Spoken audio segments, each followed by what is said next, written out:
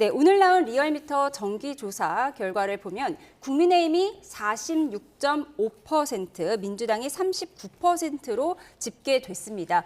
그런데 조사 기간이 윤 대통령이 체포된 이후부터 영장 심사 전까지입니다. 그러니까 구속 이슈까지는 포함이 되지 않은 거고요. 법원 난동 사태도 포함이 되지 않은 조사입니다. 자, 앞으로 이 부분도 여론에 영향을 줄 수 있을까요? 당연히 서부지법 난동 사태는 당연히 영향을 줄 거예요. 그다음에 대통령에 대한 구속영장 발부도 영향을 줄 거고요. 그러니까 지금 최근에 지난주부터 나오는 전체적인 여론조사의 추이가 국민의힘의 정당 지지율이 상당히 상승하는 모습들을 보입니다. 이렇게 오차범위 밖에서 국민의힘이 민주당을 앞서는 결과는 상당히 오래간만이잖아요. 그렇죠. 그러니까 이게 보통 극단적인 응집 효과가 이 보수층에 있어서의 과표집 부분들이라고 할 수 있죠. 그러니까 지금 현재 상황에 있어서 진보층은 굳이 어떤 이런 현재 상황에 대해서 별로 분석하고 싶은 요인이 없는 거예요.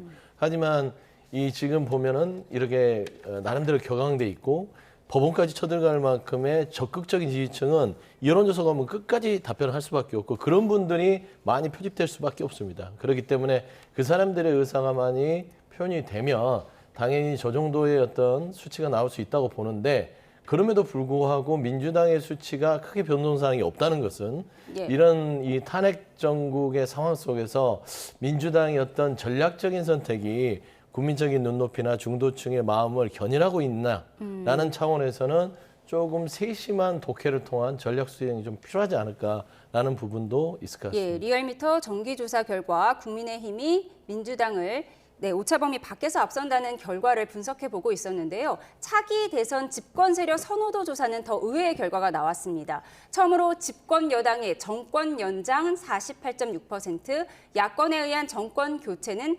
46.2%로 나왔습니다. 앞서 서 대변인께서는 보수층이 과표집된 결과다라고 보셨는데요. 정당 지지도와 또 이 정권 연장 대 정권 교체의 의미는 조금 다를 수 있잖아요. 어떻게 그렇습니다. 보세요? 과표집이 됐다. 보수 지지층이 너무 많이 응답했다. 그렇게 볼 수도 있겠습니다. 그런데 그 폭이, 이 수치의 변화 폭이 너무나 크고 일관된 흐름이 나타난다는 것이 시사점이 될 수가 있겠죠. 아무리 과표집이 됐다고 해도 보수 지지층만의 힘으로 저 정도 숫자가 나올 수 있을까? 제가 보는 것은 중간에 어느 정당도 지지하지 않는 분들의 생각도 많이 변하고 있다. 그것은 거의 2달 가까이 진행되고 있는 이 탄핵 정국에서 유사 집권 세력 행세를 하고 있었던 민주당의 행태가 대단히 부적절했고 국민들이 민주당이 집권했을 경우의 상황을 미리 기시감을 가지고 볼 수 있는 상황이 연출이 됐다. 거기에 대한 평가가 이런 수치로 나오는 거다. 결정적으로 정권 교체냐 정권 연장이냐 이 부분에 대해서도 수치가 뒤바뀌었다는 거 아니겠습니까? 이것은 민주당에서 단순히 보수층이 과표집됐기 때문에 나온 결과다. 이렇게 보면은 민주당이 미래 없는 겁니다.